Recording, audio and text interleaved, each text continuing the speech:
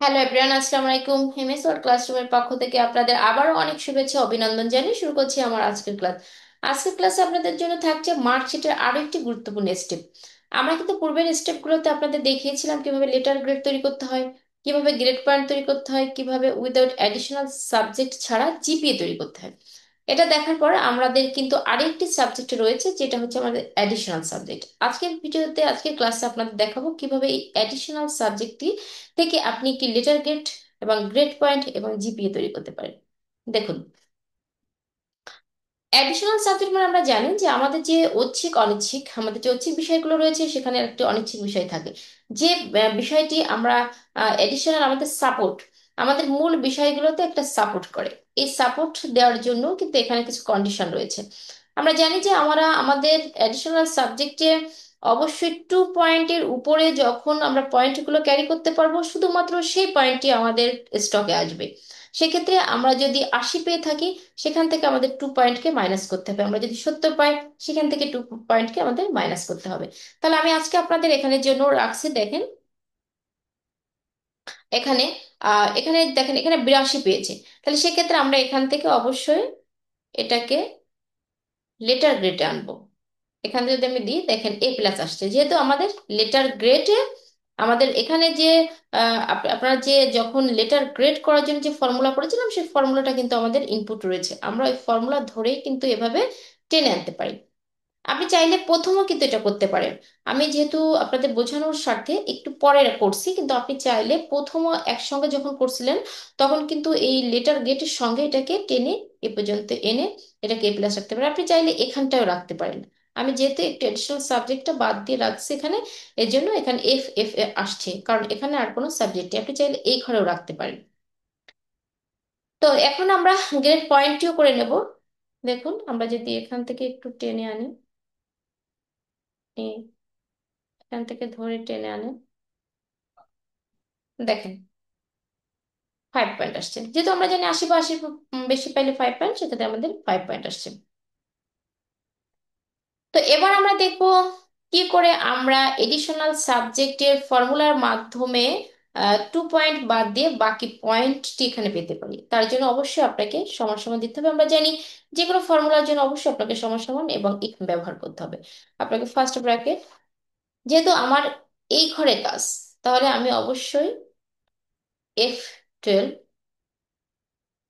14 এখান থেকে আপনাকে কি করতে হবে। আপনাকে আপনার এখানে কন্ডিশন রয়েছে 2 পয়েন্ট বা তার বেশি পেলে, 2 পয়েন্টের বেশি পেলে, 2 পয়েন্ট আপনাকে কিন্তু বাদ দেবে, 2 পয়েন্টের বেশি দিতে হবে। সেক্ষেত্রে আপনাকে অবশ্যই কিন্তু এখানে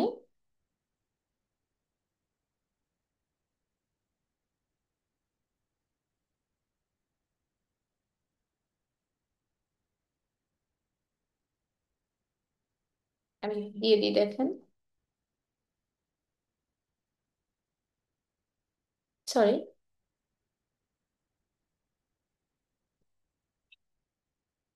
যেহেতু 2 পয়েন্টের বেশি,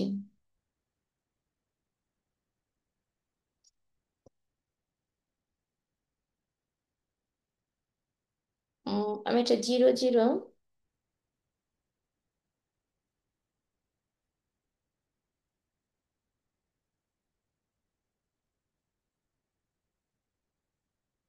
দেখুন এখানে আমাদের কন্ডিশন হচ্ছে 2 পয়েন্টের বেশি পেলেই কিন্তু তবে এটা যোগ হবে। তাই আমরা 2 পয়েন্টের বেশি এখানে এই ফর্মুলা দিয়েছি। এখন আমাদের বিষয় হচ্ছে এখানে অবশ্যই আমাদের এখান থেকে 2 পয়েন্ট বাদ দিতে হবে। আমরা এখান থেকে 2 পয়েন্ট বাদ দিয়েছি, বাকি পয়েন্টগুলো 0 0। দেখুন, আমি যদি লাস্ট ব্র্যাকেট আটকে দিই এবং ইন্টারফেস করি, দেখেন আমাদের কিন্তু এখানে 3 আসছে। দেখেন 3 আসছে। হুম, এখানে 3 আসছে। কারণ হচ্ছে কি, এখানে আমরা 2 পয়েন্ট বাদ দিলে যে পয়েন্টটি থাকবে এক্সট্রা, সেই পয়েন্টটি কিন্তু আমাদের এখানে কাউন্ট হবে। আমার এখানে 3 আসছে, আমার এখানে 2 পয়েন্ট, যদি আমি 4 পয়েন্ট পাইতাম, তাহলে 2 পয়েন্ট থেকে আর 2 পয়েন্ট যোগ হতো, 3 পয়েন্ট হতো না।